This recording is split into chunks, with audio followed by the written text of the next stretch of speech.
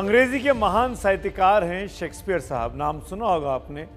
उनका यह कहना था कि नाम में क्या रखा है। साहित्य के शब्दकोश में नाम की अहमियत हो या ना हो, लेकिन चुनावी राजनीति में नाम बड़े काम की चीज होती है।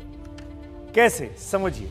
यूपी सरकार ने तय किया है कि बहराइच के मेडिकल कॉलेज का नाम महाराजा सुहेल देव के नाम पर किया जाएगा, तो वहीं बस्ती के मेडिकल कॉलेज का नाम महर्षि वशिष्ठ मेडिकल कॉलेज होगा। जौनपुर में पुराने बीजेपी नेता उमानाथ सिंह के नाम पर एक मेडिकल कॉलेज होगा, तो सिद्धार्थनगर में यूपी बीजेपी के पहले अध्यक्ष माधव प्रसाद त्रिपाठी के नाम पर। अयोध्या में मेडिकल कॉलेज भगवान राम के पिता दशरथ के नाम पर रखा गया है, तो गाजीपुर में विश्वामित्र मुनि के नाम पर।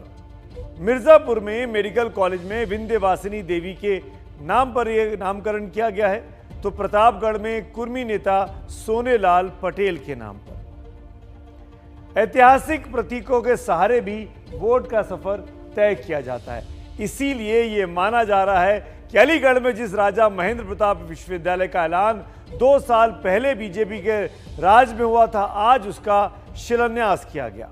पीएम मोदी की इस पहल पर अब बारी है मेरी राय बताने की, और इस पूरी लीड स्टोरी पर मेरी राय बहुत ही साधारण सी है, सामान्य सी है कि उन्होंने यानी पीएम ने एक जाट राजा का सम्मान किया है, जिससे बीजेपी को चुनावी फायदा मिल सकता है। अगर आप मेरी राय से सहमत हैं तो आपको मिस कॉल देनी है 7823944001 पर, और अगर आपको लगता है कि मेरी राय ठीक नहीं है, आप असहमत हैं, तो डायल करिए 7823944002 पर, मिस कॉल दीजिए। लगातार इस शो के दौरान ये दोनों नंबर लाइव रहेंगे, लाइव रिजल्ट स्क्रीन पर हम आपको दिखाते रहेंगे, लेकिन ये पोलिंग मिस्ड कॉल के जरिए जो हो रही है वो केवल इस बुलेटिन के दौरान है, यानी रात 9 बजे के पहले। तो जल्दी से अपना फोन उठाइए, मिस्ड कॉल बता दीजिए और बताइए आप हमारी राय जो कि है कि जाट राजा के सम्मान से बीजेपी को चुनावी फायदा मिल सकता है। आप सहमत हैं या असहमत हैं?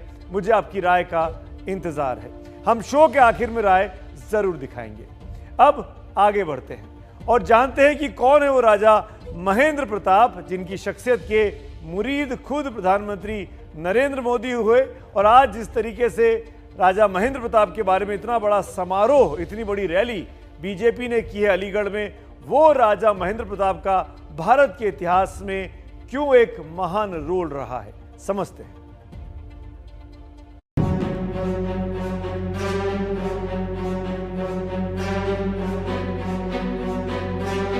राजा महेंद्र प्रताप सिंह जी के जीवन से हमें अदम्य इच्छा शक्ति, अपने सपनों को पूरा करने के लिए कुछ भी कर गुजरने वाली जीवटता आज भी हमें सीखने को मिलती है।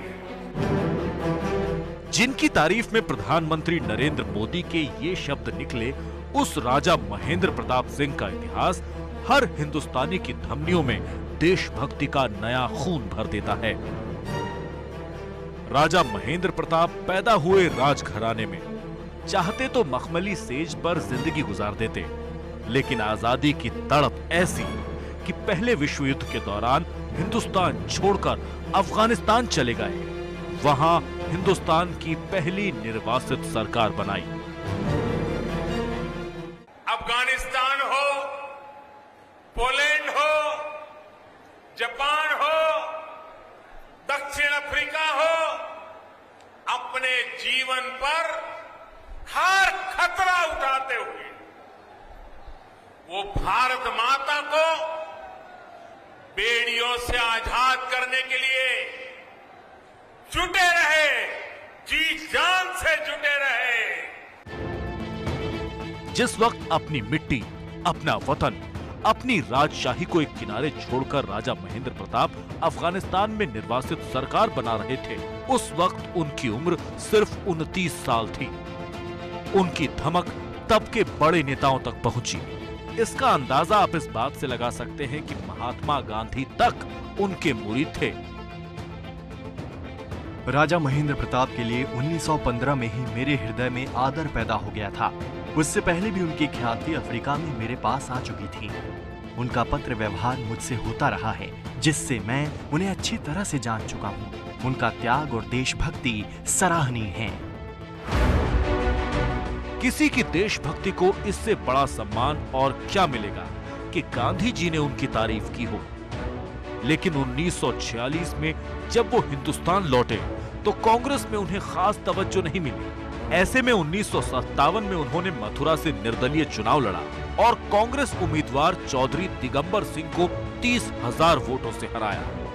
उसी चुनाव में पूर्व प्रधानमंत्री अटल बिहारी वाजपेयी भी जनसंघ के टिकट पर लड़े थे, जो चौथे नंबर पर रहे। बीजेपी के विरोधी उन्हीं दिनों का हवाला देकर हमला बोल रहे हैं।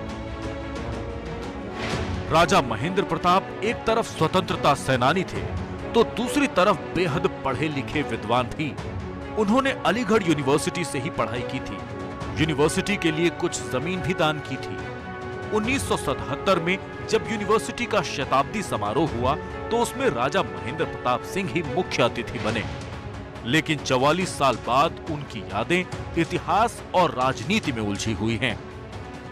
राजा महेंद्र प्रताप सिंह को पश्चिमी उत्तर प्रदेश कभी विस्मृत नहीं करता। डिफेंस कॉरिडोर और राजा महेंद्र प्रताप सिंह जी के नाम पर विश्वविद्यालय आजादी की लड़ाई की उस गाथा को एक बार हम सब के लिए फिर से स्मरणीय बना दे रहा है। राजा महेंद्र प्रताप ने मथुरा में प्रेम महाविद्यालय बनवाया था। वो शांति, सद्भाव और शिक्षा पर जोर देते थे। उनकी इन्हीं कोशिशों के लिए 1932 में ही शांति के नोबेल पुरस्कार के लिए उन्हें नामांकित किया गया था। राजा महेंद्र प्रताप को नोबेल पुरस्कार तो नहीं मिला, लेकिन वो शांति और सर्वधर्म समभाव की अलख लगातार जगाते रहे।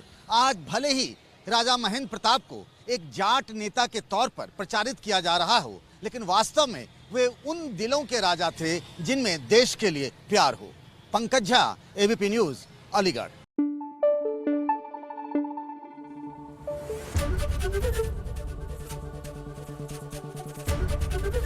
एबीपी न्यूज आपको रखे आगे।